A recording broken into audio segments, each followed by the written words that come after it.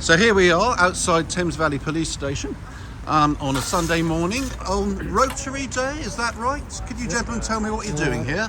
This is Polio Day today, 24th of October, in memory of Jonas Salk, who invented the polio vaccine. And Why are you here? we are here to plant crocus corms.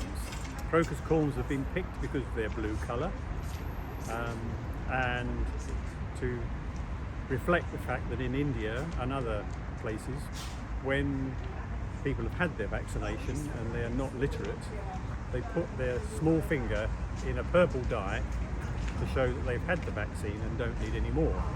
So thus the crocuses, which are purple. Thank you. We hope that the crocuses will come up next year in February, which is another day which Rotary celebrates as part of the polio campaign at the time. So that's why we're here, that's why we're doing it. Okay, so Richard, you're planting some crocuses today, is that the idea? Yes. And how are you doing that? Are you using a spade or using... I'm using an inferior spade to Show the camera. to David's. Yep. Although it's not too big, but That's fine. it's not perfect.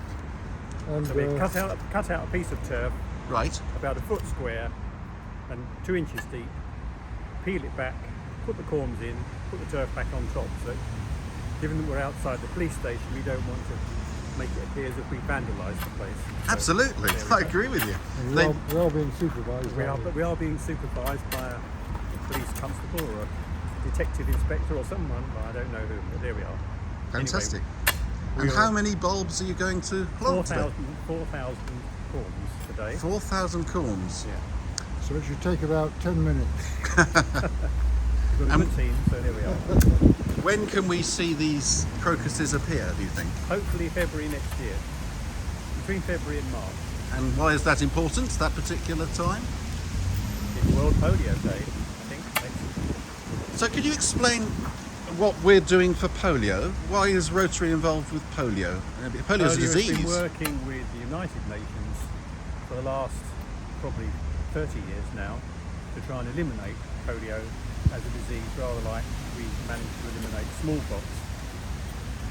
Most countries are now clear of polio.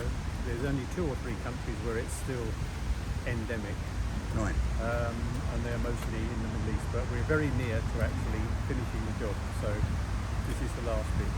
Oh, fantastic. And it is very important to finish it, because otherwise there's a risk it will come back, which will be a disaster.